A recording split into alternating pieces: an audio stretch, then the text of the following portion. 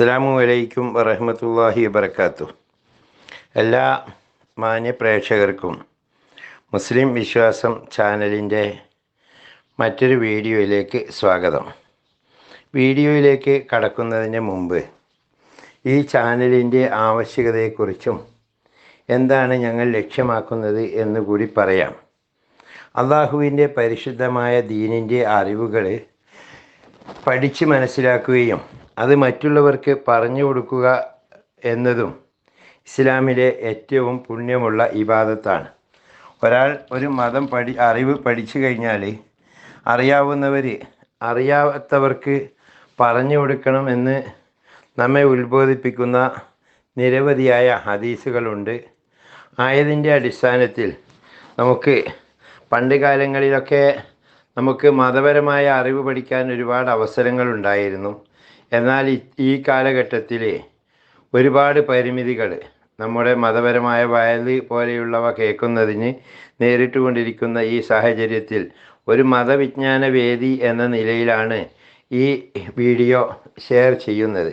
അതുകൊണ്ട് തന്നെ ഈ വീഡിയോ ആർക്ക് കിട്ടിയാലും അവർ ഒന്ന് സബ്സ്ക്രൈബ് ചെയ്യുക. അതുപോലെ തന്നെ മറ്റെന്തെങ്കിലും നിങ്ങൾക്ക് അറിയാനുള്ള അറിവുകൾ വല്ലതുമുണ്ടെങ്കിൽ അത് കമൻറ്റ് ബോക്സിൽ രേഖപ്പെടുത്തുക, ഷെയർ ചെയ്യുക, ലൈക്ക് ചെയ്യുക മുതലായവ ചെയ്താൽ കൂടുതൽ ആളുകളിലേക്ക് എത്തിക്കാൻ കഴിയും എന്ന മുഖവുരയോടു കൂടെയാണ് ഞങ്ങൾ വീഡിയോയിലേക്ക് കടക്കുന്നത്. ഈ വീഡിയോ ശ്രദ്ധിച്ച് കേൾക്കാം. മുസ്ലിങ്ങളായ അല്ലെങ്കിൽ സത്യവിശ്വാസികളായ നമ്മൾ നിത്യജീവിതത്തിൽ ഒരുപാട് സൽക്കർമ്മങ്ങൾ ചെയ്യാറുണ്ട്. നിസ്കാരം, നോമ്പ്, സക്കാത്ത്, ദിക്ർ തുടങ്ങി അതിൻ്റെ പട്ടിക നീളുന്നു. ഖുർആൻ ഓതലും എല്ലാം അതിൽ വരുന്നു. എന്നാൽ നമ്മിൽ പലരും മറ്റുള്ളവരുമായി പല ഇടപാട് വകയിലും നമുക്ക് ബാധ്യതകൾ ഉണ്ടാകുന്നുവെങ്കിൽ അവർക്ക് ഖിയാമത്ത് നാളിൽ നമ്മുടെ അമലുകൾ വീതം വെച്ച് കൊടുക്കും എന്നാണ് പ്രവാചകർ സല്ലല്ലാഹു അലൈഹി വസല്ലമ പഠിപ്പിക്കുന്നത്. അതായത് ഒരാൾ മറ്റൊരാളെക്കുറിച്ച് ഈബത്ത് പറഞ്ഞു, അല്ലെങ്കിൽ ഏഷണി പറഞ്ഞു, അല്ലെങ്കിൽ കദ്ഫ് പറഞ്ഞു, എന്ത് പറഞ്ഞാലും ഇത് ഖിയാമത്ത് നാളിൽ വിചാരണ ചെയ്യുമ്പോൾ ഇയാളുടെ സൽക്കർമ്മങ്ങൾ എടുത്ത് ആ പറയപ്പെട്ടവന് കൊടുത്ത് ഇടപാട് തീർക്കുക എന്നതാണ് അള്ളാഹുവിൻ്റെ നീതി. എത്രത്തോളം എന്നാൽ ഒരു കൊമ്പുള്ള ആട് ഒരു കൊമ്പില്ലാത്ത ആടിനെ കുത്തി അതിന് ഗുരുതരമായി പരിക്കേറ്റാൽ ഖിയാമത്ത് നാളിൽ ആ കൊമ്പ് ഇല്ലാത്ത ആടിന് കൊമ്പ് കൊടുക്കുകയും എന്നിട്ട് തിരിച്ച് കുത്തിക്കുകയും ചെയ്യുമെന്നാണ് ഹദീസിൻ്റെ കിതാബുകൾ നമ്മെ പഠിപ്പിക്കുന്നത്. എന്നാൽ ഇവയിൽ നിന്നെല്ലാം വ്യത്യസ്തമായി നാം ചെയ്ത നമ്മുടെ ഒരു ഫിക്സഡ് ഡിപ്പോസിറ്റായി നമുക്ക് സൂക്ഷിക്കാൻ കഴിയുന്ന ഒരു സൽക്കർമ്മമാണ് നാം ഓരോരുത്തരും ചൊല്ലുന്ന സ്വലാത്ത്. ഈ സ്വലാത്ത് നമ്മൾ ആർക്ക് എത്ര തന്നെ എന്തൊക്കെ കൊടുക്കാനുണ്ടെങ്കിലും ആ സ്വലാത്ത് ആ അക്കൗണ്ടിൽ നിന്ന് എടുക്കുകയില്ല എന്നാണ് പ്രബലമായ പണ്ഡിതന്മാർ നമ്മെ പഠിപ്പിക്കുന്നത്. ഇന്നല്ലാഹു മലായികത്തുഹു യുസല്ലൂന അലൻ നബി യാ അയ്യുഹല്ലദീന ആമനു സല്ലു അലൈഹി വസല്ലിമു തസ്ലീമ. നിശ്ചയം അള്ളാഹുവും അവൻ്റെ മലക്കുകളും നബി സല്ലല്ലാഹു അലൈഹി വസല്ലമ തങ്ങളുടെ മേൽ സ്വലാത്ത് ചൊല്ലുന്നു. അതുകൊണ്ട് നിങ്ങൾ സത്യവിശ്വാസികളെ നിങ്ങളും നബിയുടെ മേൽ സ്വലാത്ത് ചൊല്ലുക എന്നാണ് പരിശുദ്ധ ഖുർആനിൽ അള്ളാഹു സ്വലാത്തിനെ പറ്റി പറയുന്നത്. അള്ളാഹു മറ്റൊരു ഇബാദത്തിനെ പറ്റിയും ഞാനും മലക്കുകളും ചെയ്യുന്നു അതുകൊണ്ട് നിങ്ങൾ ചെയ്യണം എന്ന് പറഞ്ഞിട്ടില്ല. നിസ്കാരത്തിൻ്റെ കൽപ്പനയിൽ ഞാനും മലക്കുകളും നിസ്കരിക്കുന്നു അതുകൊണ്ട് നിങ്ങൾ നിസ്കരിക്കണമെന്ന് പറഞ്ഞിട്ടില്ല. നോമ്പിനെ പറ്റിയും പറഞ്ഞിട്ടില്ല, ഹജ്ജിനെ പറ്റിയും പറഞ്ഞിട്ടില്ല. ആകെ അള്ളാഹു താനും മലക്കുകളും കൂടി ചെയ്യുന്നു അതുകൊണ്ട് നിങ്ങളും ചെയ്യണമെന്ന് പറഞ്ഞ ഒരേ ഒരു അമലെന്ന് പറഞ്ഞാൽ റസൂലുള്ളാഹി സ്വല്ലല്ലാഹു അലൈഹി വസല്ലമ തങ്ങളുടെ മേൽ സ്വലാത്ത് ചൊല്ലുക എന്നതാണ്. നബി സല്ലല്ലാഹു അലൈഹി വസല്ലമ പറയുന്നു, എന്നിൽ സ്വലാത്ത് ചൊല്ലുവീൻ, അത് നിങ്ങൾക്ക് പ്രായശ്ചിത്തവും ശുദ്ധീകരണവുമാണ്. എൻ്റെ മേൽ ഒരാൾ ഒരു സ്വലാത്ത് ചൊല്ലിയാൽ അള്ളാഹു അയാളിൽ 10 സ്വലാത്ത് ചൊല്ലും. ഒരു മലക്ക് എന്നോട് പറഞ്ഞു, താങ്കളിൽ ഒരാൾ സ്വലാത്ത് ചൊല്ലിയാൽ 10 തിന്മകൾ മായ്ക്കും, 10 പദവികൾ ഉയർത്തും. അള്ളാഹു അയാളിൽ 10 സ്വലാത്ത് ചൊല്ലി അനുഗ്രഹിക്കുകയും ചെയ്യും. എൻ്റെ പേരിൽ ഒരാൾ ഒരു സ്വലാത്ത് ചൊല്ലിയാൽ അയാൾക്ക് അള്ളാഹു 10 എണ്ണം ചൊല്ലും. 10 ചൊല്ലിയാൽ 100 ചൊല്ലും.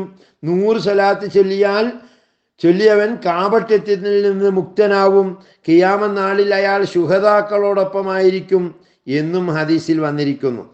സ്വലാത്ത് വർദ്ധിപ്പിച്ചാൽ പാപം പൊറുക്കും. എനിക്ക് ഉന്നത പദവിയും വസീലയും കിട്ടാൻ നിങ്ങൾ പ്രാർത്ഥിക്കുക. നിങ്ങൾക്ക് ശുപാർശ ചെയ്യാൻ എനിക്ക് കിട്ടുന്ന പദവിയാണ് വസീല എന്ന് നബി സല്ലല്ലാഹു അലൈഹി വസല്ലമ പറഞ്ഞിരിക്കുന്നു.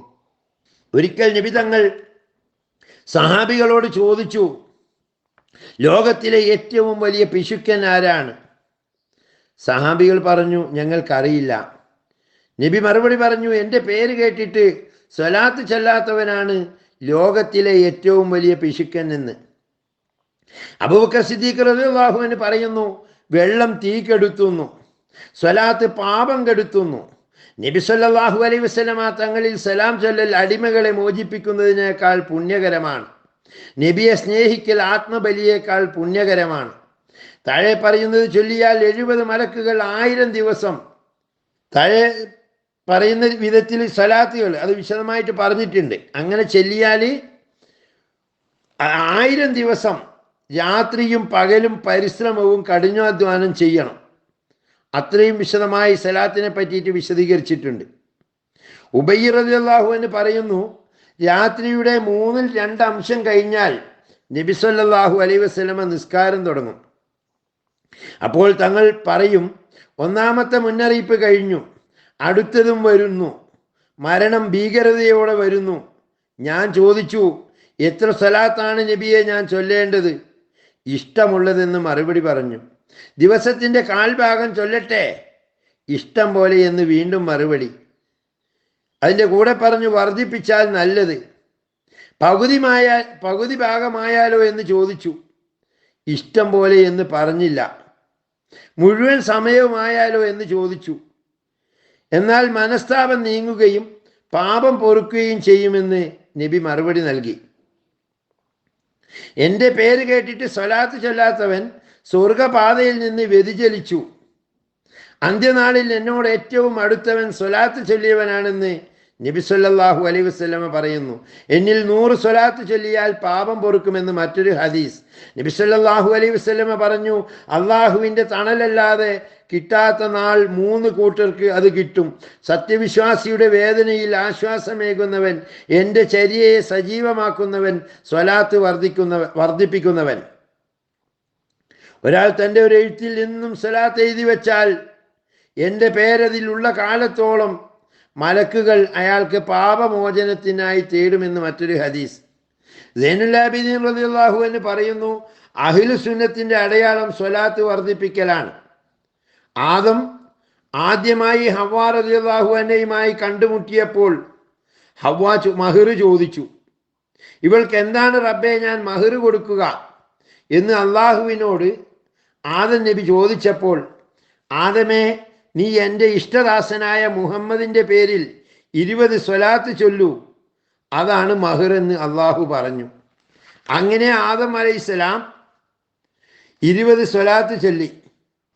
സ്വലാത്തുൽ അഫ്സാൻ എന്ന ഗ്രന്ഥത്തിൽ ഇബ്നു ജൗസി റളിയല്ലാഹു അൻഹു പറഞ്ഞൊരു സംഭവമാണിത്. കഅബുൽ അഹ്ബാർ റളിയല്ലാഹു അൻഹു പറയുന്നു, മൂസാ നബിയോട് അള്ളാഹു പറഞ്ഞു, അന്ത്യനാളിൽ ദാഹിക്കേണ്ട എന്നുണ്ടെങ്കിൽ മുഹമ്മദ് നബിയുടെ സ്വലാത്ത് വർദ്ധിപ്പിച്ചു കൊള്ളുക. ധൂർത്തനായ ഒരു ഇസ്രായേലുകാരൻ മരിച്ചപ്പോൾ ജനം മയ്യത്ത് വലിച്ചെറിഞ്ഞു. ഉടനെ മൂസാ നബിയോട് അള്ളാഹു കൽപ്പിച്ചു, ആ മയ്യത്ത് യഥാവിധി പരിപാലനം ചെയ്ത് മറവ് ചെയ്യണം. അള്ളാഹുവിനോട് മൂസാ നബി അലൈഹിസ്സലാം കാരണം അന്വേഷിച്ചു. അപ്പോൾ അള്ളാഹു പറഞ്ഞു, ആ മനുഷ്യൻ ഒരു ദിവസം തൗറാത്ത് തുറന്നപ്പോൾ മുഹമ്മദ് നബിയുടെ പേര് കണ്ട് സ്വലാത്ത് ചൊല്ലി, അതോടെ അയാൾ രക്ഷപ്പെട്ടു. ആയിഷ ബീവി റളിയല്ലാഹു അൻഹ തുണി തുന്നുമ്പോൾ സൂചി താഴെ വീണുപോയി, വിളക്കും കെട്ടു. അപ്പോഴാണ് നബി വന്നത്. ആ തേജസ് കൂരിരുട്ടിനെ തുരത്തി ബീവിക്ക് സൂചി കിട്ടി. മുഖത്ത് എന്തൊരു തേജസ്സാണിതെന്ന് ബീവി അത്ഭുതത്തോടെ ചോദിച്ചു. നബി പറഞ്ഞു, എന്നെ കാണാത്തവർക്ക് നാശം. ആരാണ് നിങ്ങളെ കാണാത്തവർ എന്ന് ബീവി ചോദിച്ചു. അപ്പോൾ പറഞ്ഞു, പിശുക്കൻ ഒരിക്കലും എന്നെ കാണില്ല. ആരാണ് പിശുക്കൻ എന്ന് ചോദിച്ചു ആയിഷ ബീവി.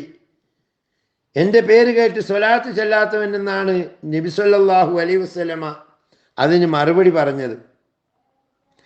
ഒരാൾ ഒരു മാനിനെ വേട്ടയാടി പിടിച്ചു. നബിയുടെ മുന്നിൽ അള്ളാഹു അതിന് സംസാരശേഷി നൽകി. അത് നബിയോട് സങ്കടം പറഞ്ഞു. കരുണക്കടലായ നബിയെ, ഇര തേടാനാവാത്ത 2 മക്കളുണ്ട് എനിക്ക്. അവ ഇപ്പോൾ എന്നെ കാത്തിരിക്കുന്നുണ്ടാകും. അല്പനേരം മാത്രം എനിക്ക് ഒരു ഒഴിവ് തരാൻ ഇയാളോട് കൽപ്പിക്കണം. ഞാൻ മുലയൂട്ടി മടങ്ങി വരാം. നബി ചോദിച്ചു, നീ മടങ്ങുമോ? ഉടനെ മടങ്ങി വരാം. അഥവാ മടങ്ങിയാൽ അങ്ങയുടെ പേര് കേട്ടിട്ടും സ്വലാത്ത് ചെല്ലാത്തവൻ ശബ്ദനാകുന്നത് പോലെ ഞാനും നശിക്കട്ടെ. നബി സ്വന്തം ഉത്തരവാദിത്വത്തിൽ അതിനെ വിടുവിപ്പിച്ചു. അത് മുലയൂട്ടിക്കൊണ്ട് തിരിച്ചു വന്നു. ഉടനെ ജിബ്രീൽ എത്തി പറഞ്ഞു, താങ്കൾക്ക് അള്ളാഹുവിൻ്റെ സലാം. ഈ മാനിന് അതിന് കുഞ്ഞുങ്ങളോടുള്ളതിനേക്കാൾ സ്നേഹം താങ്കളുടെ സമുദായത്തോട് അള്ളാഹുവിനുണ്ട്. ഈ മാൻപേട താങ്കളിലേക്ക് തിരിച്ചു വന്ന പോലെ താങ്കളുടെ താങ്കളിലേക്ക് മടങ്ങുമെന്ന് അള്ളാഹു അരുളുന്നു. നബിയിൽ സലാത്തും സലാമും വർദ്ധിപ്പിക്കേണ്ടത് അത്യാവശ്യം, പ്രോത്സാഹനാർഹം. അല്ലാഹുമ്മ സ്വല്ലി അലാ മുഹമ്മദ് വഅലാ ആലിഹി എന്ന് ചുരുങ്ങിയ സ്വലാത്തായാലും മതി. മതത്തെ തന്നെ അവഗണിക്കുന്നവരാണ് സ്വലാത്തിൻ്റെ പ്രാധാന്യം അറിഞ്ഞിട്ടും അവഗണിക്കുന്നവർ. സ്വലാത്ത് നല്ല രീതിയിൽ ചൊല്ലണം. ഭംഗിയായി സ്വലാത്ത് ചൊല്ലാൻ നബി കൽപ്പിച്ചു. കാരണവും പറഞ്ഞു, നിങ്ങളുടെ സ്വലാത്ത് എനിക്ക് കാണിച്ചു തരും. നന്നായി ചൊല്ലുക, എന്നാൽ പൂർണ്ണവും മഹത്തരവുമായി ചൊല്ലലാണ്. ഹജ്ജിന് വന്ന ഒരാൾ തൻ്റെ ഹജ്ജിൻ്റെ എല്ലാ കർമ്മങ്ങളിലും അറഫയിലും മിനായിലുമൊക്കെ സ്വലാത്ത് ചൊല്ലുന്നത് കണ്ടു. സ്വലാത്തോട് സ്വലാത്ത് തന്നെ.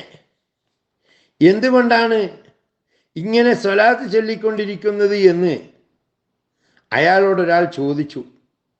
അദ്ദേഹം അയാളുടെ കഥ പറഞ്ഞു. ഞാനും പിതാവും കൂടിയാണ് ഹജ്ജിന് വന്നത്. ബസ്രയിൽ വെച്ച് പിതാവ് മരിച്ചു. പിതാവിൻ്റെ മുഖത്തെ വസ്ത്രം മാറ്റിയപ്പോൾ ഞാൻ ഞെട്ടിപ്പോയി. അതൊരു കഴുതയുടെ മുഖമായിരുന്നു. ഞാൻ ദുഃഖിച്ചിരുന്നു, ഉറങ്ങിപ്പോയി. ഒരു സ്വപ്നം, നബി സല്ലല്ലാഹു അലൈഹി വസല്ലമ വന്നു. ഞാൻ തങ്ങളുടെ കാല് പിടിച്ചു. നബി പറഞ്ഞു, നിന്റെ പിതാവ് പലിശ വാങ്ങിയതാണ് ഇതിന് കാരണം. പക്ഷേ മലക്കുകൾ എന്നെ നിന്റെ ബാപ്പ ചൊല്ലിയ സ്വലാത്ത് കാണിച്ചു. ഉറങ്ങാൻ കിടക്കുമ്പോൾ എന്നും നിന്റെ ബാപ്പ 100 സ്വലാത്ത് ചൊല്ലാറുണ്ടായിരുന്നു. ആയതിനാൽ ഞാൻ ബാപ്പാക്ക് വേണ്ടി പ്രാർത്ഥിച്ചു. ഇപ്പോൾ നിന്റെ ബാപ്പയുടെ മുഖം ചന്ദ്രനായി മാറിക്കഴിഞ്ഞു. അതോടെ ഞാൻ ഞെട്ടി ഉണർന്നു. ചെന്ന് മുഖം തുറന്ന് നോക്കുമ്പോൾ പൂനിലാവ് പെയ്യുന്ന ചന്ദ്രൻ തന്നെ. പിന്നെ മയ്യത്ത് മറവ് ചെയ്ത ശേഷം ഞാൻ ഇങ്ങനെ ഒരു ഉൾവിളി കേട്ടു. നിന്റെ പിതാവിൽ വർഷിച്ചത് സ്വലാത്തിൻ്റെ തേജസ്സാണ്. ഈ കാരണത്താലാണ് ഞാൻ ഏത് നേരത്തും സ്വലാത്ത് ചൊല്ലിക്കൊണ്ടിരിക്കുന്നത് എന്ന് ആ മനുഷ്യൻ തന്നോട് ചോദിച്ചവരോടെല്ലാം മറുപടി പറഞ്ഞു. അതുകൊണ്ട് ഞാൻ എൻ്റെ ജീവിതം മുഴുവൻ സ്വലാത്തിലായി ചിലവഴിക്കും എന്നാണ് അദ്ദേഹം പറഞ്ഞത്. വ്യാപാരിയായ ഒരു ധനികൻ മരിച്ചു. അവകാശികൾ 2 മക്കൾ മാത്രമാണ്. സ്വത്ത് പങ്കുവെച്ചു. പിന്നെ പങ്കുവെക്കാൻ ഒരു നിധിയുണ്ടായിരുന്നു. നബി സല്ലല്ലാഹു അലൈഹി വസല്ലമ തങ്ങളുടെ 3 തിരുകേശങ്ങൾ. അതിൽ തർക്കം വന്നു. 3 എണ്ണമായാൽ 1 മുറിക്കണം. അനുജൻ നബിയെ അങ്ങേയറ്റം സ്നേഹിക്കുന്ന ആളായതുകൊണ്ട് മുറിക്കാൻ സമ്മതിച്ചില്ല. അവൻ പറഞ്ഞു, സ്വത്തൊക്കെ നീ എടുത്തോ, എനിക്ക് ഈ വിശുദ്ധ ബർക്കത്തുള്ള 3 തിരുകേശം മതി. ജ്യേഷ്ഠന് വലിയ സന്തോഷം. കോടിക്കണക്കിന് രൂപയുടെ സ്വത്ത് മുഴുവൻ ജ്യേഷ്ഠന്, അനുജന് 3 തലനാരിഴകൾ മാത്രം. പക്ഷെ അതൊരു നിധിയായിരുന്നു. അവനത് എപ്പോഴും കാണുമ്പോഴൊക്കെ സ്വലാത്ത് ചൊല്ലി പൊന്നുപോലെ സൂക്ഷിച്ചു. അവൻ കച്ചവടത്തിൽ പണക്കാരനായിത്തീർന്നു.